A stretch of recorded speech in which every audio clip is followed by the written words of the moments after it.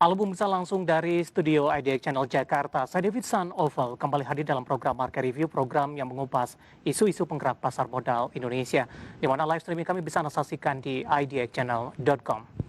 Ya, pemirsa, indeks harga konsumen pada minggu kedua September 2020 tercatat mengalami deflasi sebesar 0,01% secara month-to-month yang dipicu oleh penurunan harga telur ayam ras dan juga bawang merah.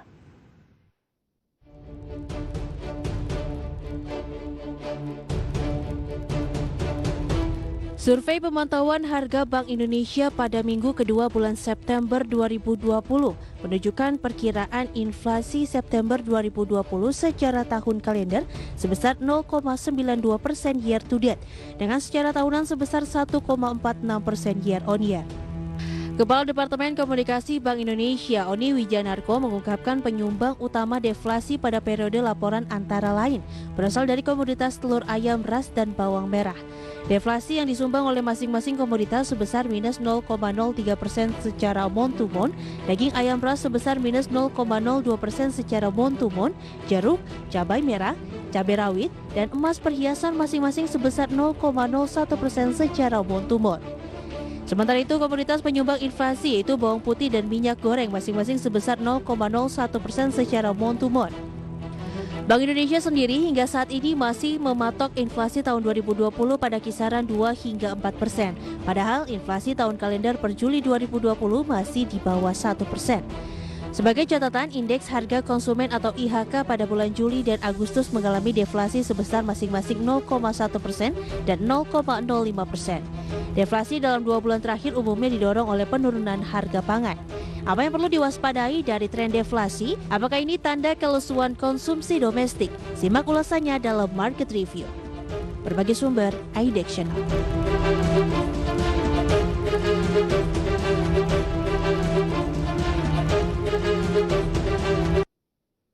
Ya, pemirsa, di Market Review kali ini kita akan membahas topik yang menarik, deflasi dan ancaman kelesuan konsumsi, terutama di pusat-pusat perbelanjaan yang akan kita bahas sebentar lagi, pemirsa. Dan saat ini kami sudah terhubung bersama dengan Bapak Tutum Rahanta, Dewan Penasihat Himpunan Penyewa Pusat Perbelanjaan Indonesia, atau disingkat dengan HIPINDO. Kita akan langsung sapa saja. Selamat pagi Pak Tutum, apa kabar Pak? Baik, selamat pagi Bung David. Terima kasih Pak Tutum sudah meluangkan waktu di IDX Channel.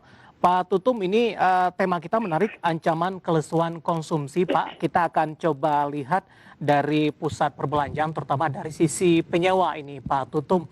Ada evaluasi tidak, Pak? Seminggu pemberlakuan dari PSBB jilid kedua, bagaimana evaluasi dari HIPINDO, mungkin dari sisi tingkat kunjungan mungkin, ataupun dari sisi pendapatan sampai sejauh ini, Pak? Iya, yang jelas pasti sejak diberlakukan minggu lalu ya, seminggu yang lalu, tanggal 14, kita melihat sebetulnya tidak jauh-jauh berbeda dengan PSBB transisi, Bung David. Iya. Tetapi karena memang isunya sebelum pelaksanaan tanggal 14 itu sangat heboh soal PSBB yang jilid kedua ini. Yang hanya sedikit membedakan adalah kalau di sektor kami bahwa F&B tidak boleh dine in, harus take away. Nah, tetapi dengan kehebohan itu membuat saya kira masyarakat konsumen kita menjadi kontrol untuk mereka datang ke pusat keramaian itu menjadi sangat tinggi. Iya. Nah, padahal kalau kita lihat di pusat belanja dan sektor retail yang ada di pusat belanja sangat terkontrol, yang dapat saya katakan untuk menjalankan protokol kesehatan itu. Tetapi akibat dari kehebohan itu terjadilah penurunan secara besar-besaran orang datang ke pusat belanja. Nah, ini yang berakibat efek kepada kami.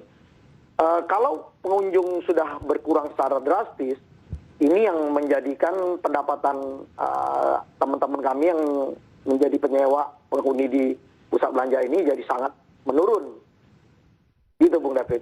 Baik, kalau kita bandingkan dengan PSBB pertama kali diberlakukan, ketika itu pusat perbelanjaan tidak boleh dibuka. Namun untuk jilid kedua, pusat perbelanjaan tetap dibuka, Pak Tutum. Bagaimana Anda melihat secara fundamental perubahan kebijakan ini, Pak?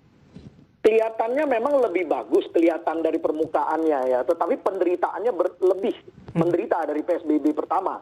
Karena kenapa? Kalau yang pertama Anda tidak buka, yang boleh buka hanyalah supermarket dan penyedia kebutuhan kesehatan.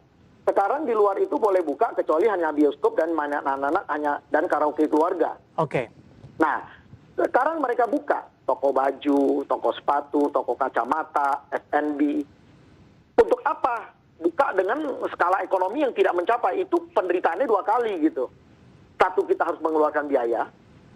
Kedua, kita harus menyediakan bahan baku kalau ya teman-teman F&B, yang akhirnya kan satu sisi cost tetap keluar karena karyawan kan harus disuplai cost tersebut. Untuk semua utility energi semua harus dibayar, listrik harus dinyalakan gitu. Jadi kita mengeluarkan biaya dengan tidak ada income itu lebih berbahaya. Mendingan saya diam, saya tidak ada income, sama aja gitu. Gitu Bung David, penderitaannya 2 kali gitu.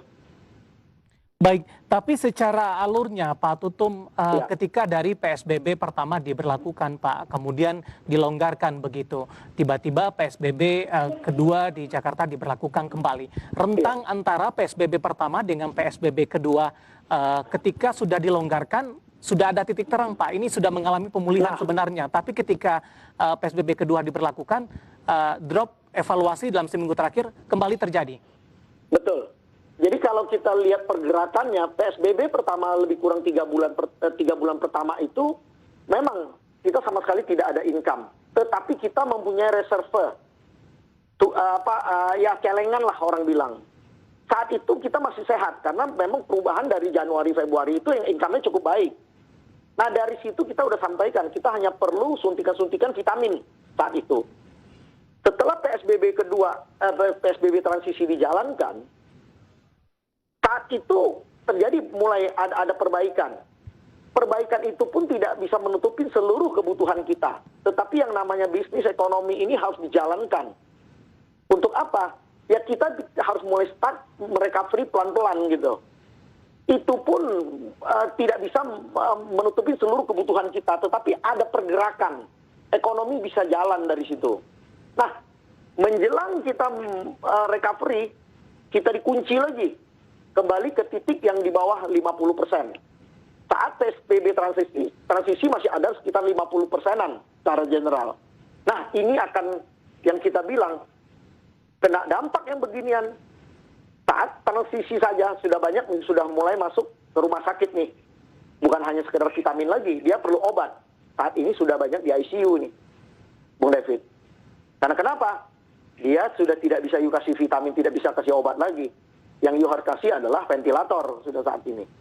Karena kenapa? Terlalu lama kita menanggung beban ini, tidak dibantu secara signifikan oleh pemerintah yang mengeluarkan aturan ini. Jadi kita bisa ngapain kecuali melakukan efisiensi, kemandirian kita sendiri. Apa yang bisa kita lakukan untuk bertahan, itulah yang saat ini kita lakukan. Baik, dari pandangan Anda, apakah usaha perbelanjaan tetap dibuka? Tadi pun juga Anda sempat singgung Pak Tutum, ini lebih memberatkan sebenarnya. Idealnya pusat perbelanjaan sama sekali tidak usah dibuka begitu. Dari pandangan Hipindo, Pak Tutum. Iya, ini dilema. Kita tidak melaksanakan tugas ini, kita menghentikan ekonomi secara total, itu juga berat. Pasti kita akan, waktu PSBB pertama pun banyak karyawan-karyawan kita yang dirumahkan dengan dibayar tidak penuh. PSBB transisi sebagian sudah bekerja, walaupun dengan shift-shiftan gitu, dengan tidak penuh waktu juga, tetapi mereka sudah mendapatkan income yang lumayan lebih baik. Nah saat ini lagi kita harus menjalankan kewajiban kita seperti PSBB transisi, sedangkan income kita boleh dikatakan sama modal-modalnya pun kita untuk seluruh biaya kita tidak mencukupin, Bung David. Jadi kalau kita ingin katakan, Anda mau lakukan jangan tanggung-tanggung, tetapi dengan protokol yang memang harus kita awasi secara ketat, atau pilihan terbaik, beberapa teman-teman melakukan penutupan. Contoh, saya memberikan contoh. Ya. F&B, dia saat ini boleh buka, tetapi tidak boleh dine-in. Anda bayangkan, untuk apa dia mengoperasikan seluruh outlet mereka?